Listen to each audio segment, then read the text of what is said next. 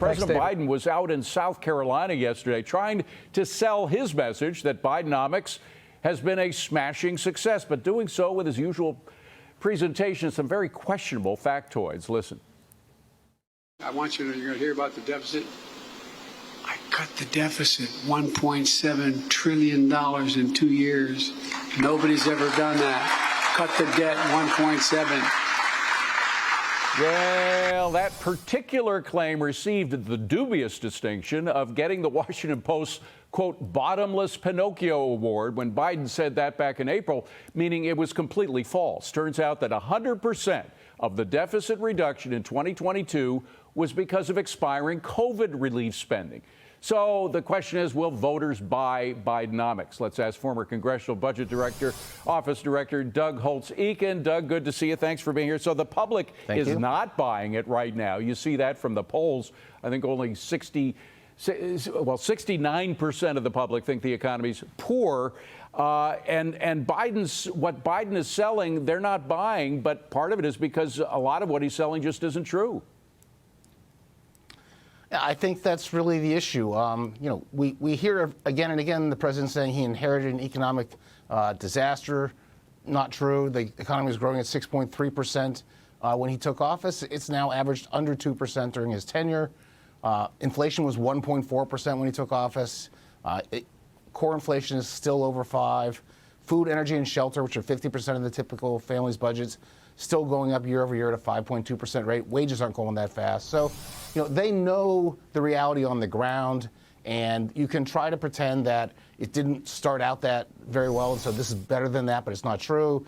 He can claim he cut the deficit, but we know that's not what happened. He proposed trillions of dollars in new spending, and that was widely understood by all the voters. Well, by the way, the wages the number that came out today showed a nice increase, but again, it was still under that core inflation. So, and President Biden keeps tweeting out messages about how wages are going way up under his administration. Just ain't true. There you see it. If you get a 4.4% raise, good for you, but it's still 0.2% less than inflation. Yeah, and as I mentioned, the core things, the necessities, you fill up your car, you go to the supermarket, and then you go home, that's over 5%. And that's what people feel on a daily basis, and they're not confused about the fact their real standard of living is lower than when he took office. He's also talking about this manufacturing renaissance of some sort. Is that true? Is manufacturing way up now? There was a recovery from the pandemic that he enjoyed early in his tenure. But for the past 8 months, the Institute for Supply Management's index of manufacturing activity has been below 50%, which is it's shrinking. Contracting. So we've got a manufacturing recession, not a boom.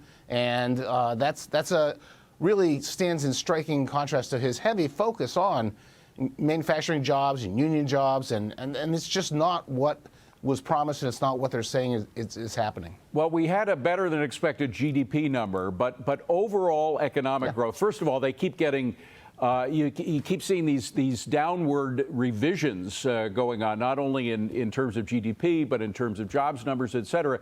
I don't know if it's going to stay at 2%, but it's really been middling along at about 1 or 1.5%. There's an old phrase that if you're coasting, you're going downhill. Is that what's happening with the economy? It's a concern. If you're, sort of drifting along at 1.5%, bad things happen all the time, and you can end up in negative territory pretty quickly. So I'd love to see a faster trend rate of growth in the U.S. economy and some pro-growth policies to support that. But that's not what we're seeing right now. Yeah. And I know the numbers are confusing to the viewers, but I think if you throw out yesterday's ADP report as the aberration, I think there are lots of reasons to do that. Today's jobs report is about what you should expect. It's a labor market that's still pretty strong, but shows steady signs of deceleration. The Fed's efforts are taking hold, and that bodes for less strong growth in the future, not faster. And the GDP reports have the same story. The business sector, business investment in structures and equipment and software, that's been the weak Achilles heel. It continues to be an Achilles heel, and that's how most recessions start. So I'm still concerned about the outlook in the second half of this year. By the way, very quickly, so what I'm hearing from you is that going into the election, the second half of this year, and going into the first few months of 2014, we're going to be slower than we are right now. I'm quite concerned about that, yes. And it seems odd to wrap your arms around Bidenomics as the way you're going to campaign when you're facing slower growth, not faster. Doug Holtz-Eakin, good to see you, Doug. Thank you very much. Have a great weekend. Appreciate you being here.